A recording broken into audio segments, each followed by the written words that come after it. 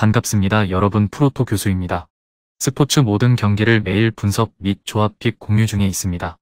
영상에 공개되지 않는 정보들도 정보방에 입장하시면 확인하실 수 있으니 참여를 희망하시는 분들은 영상 하단 고정 링크를 통해서 아무 조건 없이 자유롭게 참여가 가능하니 많은 참여 부탁드리겠습니다. 먼저 트로아 대 낭트 한번 살펴보겠습니다. 트로아는 올 시즌 10월 2일 이후 리그 경기에서 승리가 없었습니다.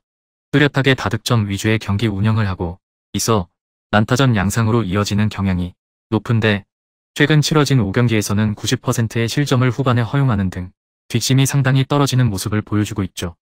기본적으로 수비에 중점을 두고 있고 경기 중 상대 진영에서 활동하는 비중은 4분의 1 수준에 그치고 있는 상태입니다. 역습의 완성도가 좋아 다득점을 매 경기 성공시키고는 있지만 발대가 경고 누적으로 인해 출전 정지를 당한 상황이라 방점을 찍어줄 선수 없이 경기를 치러야 한다는 리스크는 있습니다. 대체자로 나설 것이 유력한 우부가 보여주고 있는 폼은 실망스러운 상황이고 애초에 400분을 충족시키지 못한 출전 시간을 감안하면 올 시즌 발대 없이는 득점에 성공하기 어려웠던 상황이라고 보는 편이 낫습니다.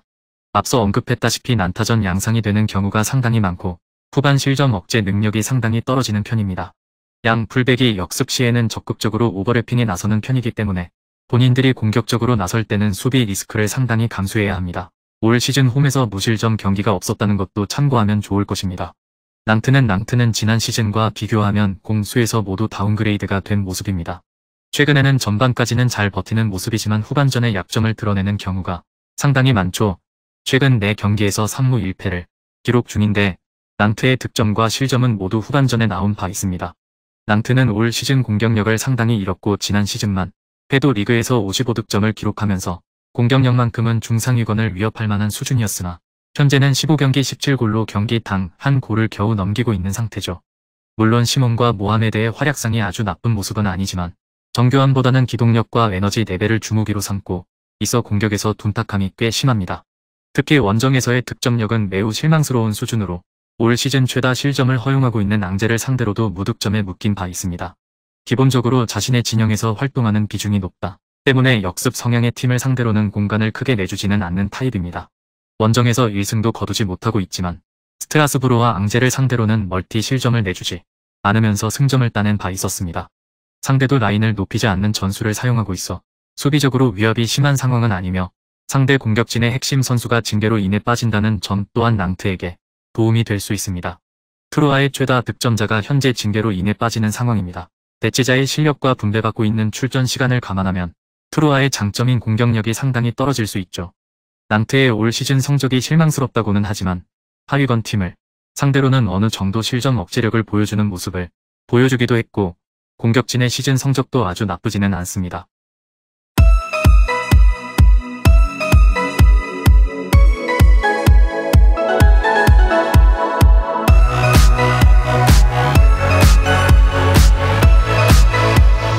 다음은 아작시오 대 앙제 한번 살펴보겠습니다. 아작시오는 전반기 마지막 2경기에서는 1승 1무로 나쁘지 않은 성과를 거두었습니다. 전반적으로 다득점이 터지는 성향이 강한 모습인데 이는 아작시오가 올 시즌 승격한 하위 전력임에도 불구하고 공격적으로 나서는 빈도가 높은 팀이라는 것이 영향을 많이 미쳤죠.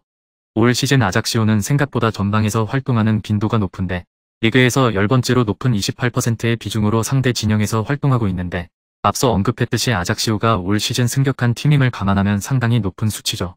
상위권 팀을 상대로는 1대1 대응 능력에서 열세에 빠지면서 승리를 거두지는 못했지만 강등권인 스트라스부르를 상대로는 사고를 얻어내는 등 효과를 본 바 있습니다. 그동안은 전방 자원들의 부진으로 인해 공격적인 기조에 비해 득점이 나오지 못했지만 최근 기회를 얻고 있는 벨라일리가 새로운 득점원 역할을 해주고 있는 것은 긍정적으로 볼 수 있죠. 앞서 언급한 대로 공격적인 기조로 경기를 풀어나가고 있어 수비적인 리스크를 꽤 가져가야 할 뿐만 아니라 아비넬 비달의 퇴장 징계까지 겹친 상황입니다. 앙제가 수비적인 문제는 있지만 공격적인 성과는 경기당 1골씩 기록하고 있어 실점 가능성을 낮게 보기는 어려운 것이 사실입니다. 앙제는 9월 30일 이후 치러진 경기에서는 모두 패배하면서 꼴찌로 내려앉았습니다. 공격과 수비 밸런스가 상당히 무너진 상황으로 최근 3경기에서는 1득점에 그치는 동안 5실점을 기록하는 등 전력의 불균형이 상당히 심각한 상황입니다. 앙제는 올 시즌 상당히 웅크리는 빈도가 높은 팀이죠.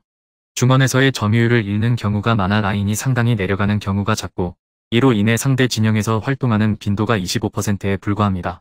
그나마 부팔의 온더볼 능력이 상당히 좋고 월드컵에서도 부팔의 좋은 폼이 이어졌다는 것은 호재라고 할 수 있지만 부팔이 공을 꽤 끄는 타입이라 공격에서 잔실수가 많다는 점으로 인해 기복 없는 꾸준함을 보여주고 있다고 하기에는 무리가 있습니다.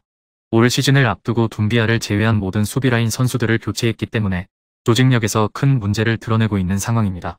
리그에서 두 번째로 적은 득점을 기록하고 있음에도 오버 확률이 리그에서 가장 높은 73%를 기록하고 있다는 점에서 앙제 수비진의 붕괴 조짐이 드러나고 있다고 할 수 있을 것입니다. 아작시오가 올 시즌 리그에서 가장 적은 득점을 기록하고 있지만 새로운 득점원을 보강한 퍼라 앙제 역시 실전 가능성에서 자유로운 상황은 아닙니다. 최근 보여주고 있는 기세는 아작시오가 앞서고 있으며 새로운 득점원을 찾았다는 것은 긍정적으로 볼 수 있는 부분입니다. 아작시오가 전력에 비해 공격적으로 나서는 경우가 많아 앙제의 불안한 수비를 공략하는 데 큰 문제는 없을 것으로 보이며 충분히 다득점을 만들어 볼 수 있는 상황으로 보여집니다. 금일 경기들은 이렇게 알아보았습니다.